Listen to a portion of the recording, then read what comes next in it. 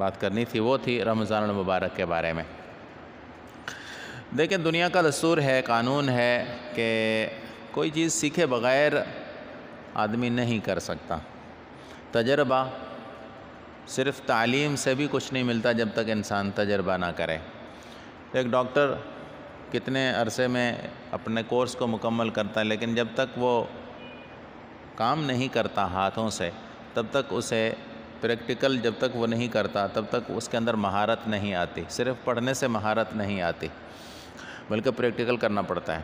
ایک کاشتکار جو ہے نا وہ ہل چلاتا ہے بیلوں میں باندھ کر، تو ڈائریکٹ وہ ہل نہیں چلا سکتا جب تک کہ اس کو تربیت نہ دی جائے کہ ہل ایسے پکڑتے ہیں، ہل کے ساتھ جو بھالا لگا ہوتا ہے وہ بیل کے پیر کو زخمی نہ کر دے، اور زمین میں جو ہل قطار کے ساتھ چلانا ہے وہ اس طرح چلانا ہے۔ سیکھنا پڑتا ہے ہل چلانا بھی۔ اگر ایک آدمی کو آپ کتاب میں پڑھا دیں کہ جی ہل ایسے چلایا جاتا ہے، تو کتاب میں پڑھ کر وہ ہل چلانا نہیں سیکھ سکتا جب تک کہ اس کا پریکٹیکل نہ کرے۔ تو روزہ ہم نے سیکھا ہوا تو ہے تھوڑا بہت، لیکن پریکٹیکلی جو ہے نا وہ ہم رمضان شریف میں کرتے ہیں۔ کچھ ہمارے مسلمان بھائی ایسے ہیں جو رمضان کے علاوہ بھی روزے رکھتے ہیں، لیکن ہمارا عام طبقہ جو ہے وہ رمضان کے علاوہ روزہ نہیں رکھتا، صرف رمضان شریف کے مہینے میں۔ وہ بھی اللہ ماشاء اللہ اچھے بھلے لوگوں کو دیکھا کہ چھوٹے عذر کی بنیاد پر بھی روزہ نہیں رکھتے، کہتے ہیں جی مجھے شوگر ہے، جی مجھے بلڈ پریشر ہے، حالانکہ روزہ شوگر کا خود علاج ہے۔ روزہ خود شوگر کا علاج ہے۔ کھانا پینا تو شوگر کو اٹھاتا ہے، یہ شوگر کو یوریا دینا ہے۔ کھانا پینا تو نہ کھائے پیے آدمی اس کا شوگر کبھی نہیں بڑھ سکتا، نہ کھائے پیے اس کا کبھی بلڈ پریشر ہائی نہیں ہو سکتا۔ یہ سارے کھانے کی بیماری ہیں، نہ کھانے کی نہیں ہے۔ نہ کھانے والا کبھی نہیں پچھتاتا، کھا کے انسان پچھتاتا ہے کہ میں نے کیوں کھایا۔ تو بہرحال بہت سارے لوگ بہانے بناتے ہیں۔ تو اللہ تعالیٰ کی طرف سے ایک مہینہ، پورا مہینہ روزہ ہے۔ آپ کے علم میں ہوگا یہ بات ہوگی کہ پرانی امتوں کو، پچھلی امتوں میں سے ایسی امتیں بھی تھیں جن کو 6 مہینے روزہ رکھنے کا حکم تھا اور 6 مہینہ کھانے پینے کی اجازت تھی۔ پھر 24 گھنٹے میں ایک دفعہ کھانے کی اجازت تھی۔ 24 گھنٹے میں صرف ایک دفعہ، یعنی مغرب کے وقت روزہ کھول لیں بس، روزہ پھر اگلا روزہ رکھ لیں۔ 24 گھنٹے کا روزہ ہوتا تھا ان کا۔ اللہ نے اس امت کو بڑی آسانی دی۔ جیسے ہمارے آج کے دور میں ایسی کھادیں آ گئی ہیں کہ ہم ایکڑ میں سے 50-50 من گندم لے لیتے ہیں، لیکن کچھ زمانہ پہلے جائیں تو 1 ایکڑ میں سے 10 من گندم بھی نہیں پیدا ہوتی تھی۔ اس کو برکت کہتے ہیں نا۔ تو یہ اللہ نے اس امت کو برکت دی ہے کہ تھوڑا کام کریں اور ثواب زیادہ ملے۔ تو روزے کو سیکھنا ضروری ہے کہ روزہ ہم نے رکھنا تو ہے لیکن سیکھ کر۔ بہت سارے لوگ روزہ رکھ لیتے ہیں اور روزہ سمجھتے ہیں کہ منہ بند کر لینے کا نام روزہ ہے، حالانکہ روزہ منہ بند کرنے کا نام نہیں ہے، بلکہ روزہ اللہ تعالیٰ خود فرماتے ہیں کہ کما کتب علی الذین من قبلکم لعلکم تتقون۔ روزہ تو ایک تقوی کی چیز ہے کہ اللہ نے مجھے دن میں مجھے اپنے پیسوں سے کمائی ہوئی چیز کھانے کا حکم نہیں ہے، اجازت مجھے اللہ نے نہیں دی۔ پانی مجھے میسر ہے لیکن مجھے پینے کی اجازت نہیں ہے۔ شہوت کو پورے کرنے کی جگہ میسر ہے لیکن میں نہیں پوری کر سکتا، اللہ کا حکم ہے نا، اللہ کا حکم ہے۔ انسان کو اللہ نے 3 چیزیں دی ہیں، ایک عقل دی ہے، دوسرا دل دیا ہے اور تیسرا نفس دیا ہے۔ نفس بہت ساری خواہشیں کرتا ہے، یہ کروں وہ کروں وہ کروں، لیکن دل اس پر کنٹرول کر دے، نہیں لوگ کیا کہیں گے۔ دل کرتا ہے میں یہ کام کر لوں، نفس کہتا ہے یہ کام کر لو، لیکن دل اس کو پکڑ لیتا ہے۔ پھر دل کی بھی بڑی تمنا ہوتی ہے لیکن عقل اس پر قبضہ پا لیتا ہے۔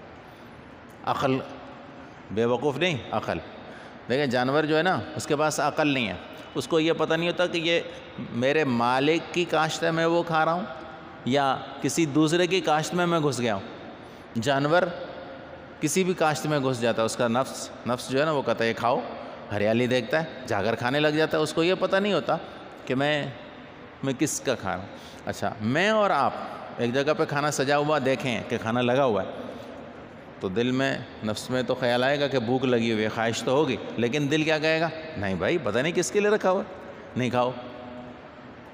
تو انسان کے نفس پر کنٹرول کرنے کے لیے اللہ نے نفس کا بادشاہ دل دیا، پھر دل بھی کبھی آؤٹ ہو جاتا ہے، اس کو کنٹرول کرنے کے لیے اللہ نے انسان کو عقل دی۔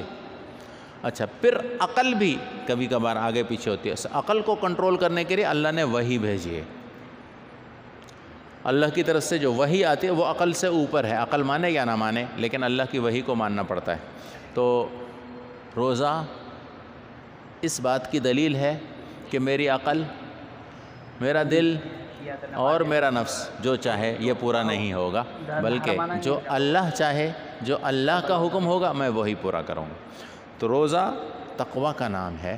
انسان اپنے پورے وجود کو روزے سے منور کرے. زبان، آنکھیں، دل، دماغ، پورا جسم، پورے کا روزہ رکھنا اصل روزہ ہے. البتہ شریعت نے اس کے لیے ایک ضابطہ بنایا کہ صبح صادق سے پہلے آپ کا روزہ شروع ہو جائے گا. صبح صادق تک کھا پی سکتے ہیں، صبح صادق کے بعد کھانے پینے کی اجازت نہیں ہے. ہر روزے دار کو یہ لازمی طور پر ذہن میں رکھنا چاہیے کہ کل صبح میں نے کس وقت تک افطاری مکمل کر لینی ہے. اذان کا انتظار نہیں کرنا کہ اذان ہوگی تو پھر میں کھانا پینا بند کروں گا. بعض لوگ تو چائے لے کر پی رہے ہوتے ہیں، اذان ہو جاتے ہیں تو خیر ہے تھوڑا بہت. ایسا نہیں ہوتا، روزہ نہیں ہوگا، یاد رکھیں. جب تک صبح صادق نہیں ہو جاتی، اور یہ ٹائم ذہن میں رکھنا ضروری ہے کہ کب صبح صادق ہو رہی ہے، اس سے 2 منٹ پہلے کھانا پینا مکمل بند کر دینا ہے. اسی طرح غروب تک، سورج غروب ہو جانے تک روزہ ہے. جب سورج غروب ہو جائے، دکھنے میں نہ آئے، آخری کنارہ سورج کا بھی زمین کے اندر چلا جائے، تو آپ روزہ کھول سکتے ہیں. چاہے اذان ہو یا نہ، اس سے ہمارا کوئی تعلق نہیں. اذان تو ایک نشانی ہے صرف وقت کی. وقت پورا ہو جائے، روزہ ایک وقت کا نام. اچھا، پھر اسی طرح دن میں انسان جو کچھ کرتا ہے، اگر اس نے کھا لیا، پی لیا جان بوجھ کر، بھول میں نہیں. دیکھیں، انسان اگر بھول میں کھا لیتا ہے تو اس نے اپنی خواہش پوری نہیں کی ہے، یوں سمجھ لیں. بھول کر کھانا خواہش پورا کرنے کا نام نہیں ہے. خواہش پوری ہوتی ہے جب انسان ارادے سے کھائے. اب ارادہ ہے کہ مجھے روزہ اور کھا رہا ہوں، یہ گناہ گار ہوگا. لیکن بھول کر کھا لے، کوئی گناہ نہیں. روزے کو کوئی فرق نہیں پڑتا، روزے کو کوئی فرق نہیں پڑتا. تو جان بوجھ کر دن میں کھانا پینا اور شہوت پوری کرنا حرام ہے. اگر کسی نے ایسا کر لیا تو روزہ ٹوٹ جائے گا اور جرمانہ بھی دینا پڑے گا. 60 دن روزے رکھنے پڑیں گے.